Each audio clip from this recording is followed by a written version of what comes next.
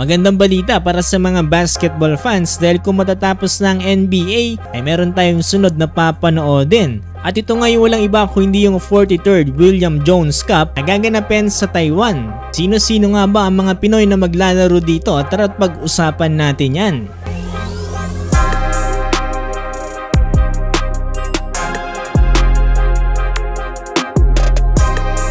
Muli natin masasaksiyan na sumabak ulit dito ang mga batang Pinoy dito nga sa 43rd William Jones Cup sa Taiwan. Napangunahan to ng player na sila Kiefer Ravena, Aji Abrientos, Angelo Kwame, Jordan Heading, Kalen Kyongson, Chris Mokolo at ang pinakabagong dagdag na si Renz Abando. Magiging head coach nila ay walang iba kundi itong si Charles Chu. Nanunsyo nga dito ng Philippine representative ang mga sasali dito nga para sa strong group kung saan maglalaban sa July 13 to 21. Yun mismo dito kay Angelo Kwame na masayang-masaya daw siya para i-represent ulit ang Pilipinas dahil another opportunity daw ulit to para manalo nga sa competition. Ito na rin ang kanyang ikatlong appearance dito nga sa Jones Cup matapos nga dito sa Ateneo Train or Shine. Binaman dito ni RJ Abrientos, masayang-masaya daw siya dahil first time niya nga daw na i-represent dito ang Pilipinas at kinakailangan niya daw magpakita ng gilas sa kanyang mga kuyas. Ting masaya din daw siya sa binigay na opportunity dito ng SGA at hindi na siya makapaghintay na i-represent ang Pilipinas dito nga sa stage. Samantalang nilabas din ngayong araw ang balita na sasali din ng sensational player na si Renz Abando. Dahil ngayong free agent si Lakay at hindi niya nga nirenew yung kanyang kontrata dito sa KBL sa kanyang kupunan na anyang Jun Kwangjiang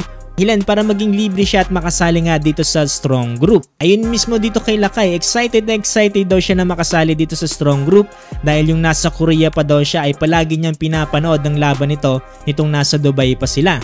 Aking addition dito si Lakay para sa strong group dahil siya ay nag-average ng 9.9 points, 4.3 rebounds at 1.1 assists dito nga sa kanyang last season sa KBL. Ayun pa nga mismo kay Lakay, ginawa nga daw nila ito para maging masaya ang mga fans at makuha nga nila this time around ang kampyonato.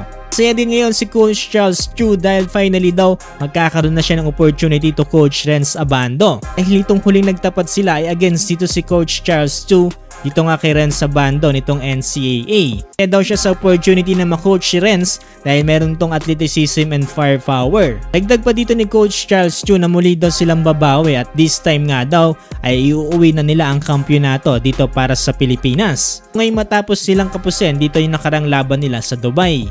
Yung pagkakataon na nahugot pa nila dito si Dwight Howard kung saan maglalaro na ngayon dito sa Taiwan para nga sa Mustangs. Ay isang player / owner dito nga sa kupunan na to. Sabi na parang Manny Pacquiao lang, player, coach at owner. Hindi na rin naman malabo mangyari yan dahil sa ngayon ay ini-enjoy na lamang dito ni Dwight Howard ang kanyang paglaro ng basketball. So yun, kaabang-abang ang mga mangyayari dito para sa strong group dahil muli nating masisilayan dito si Lakay matapos nga ng mga ilang buwan na hindi na natin siya nakita na makapaglaro.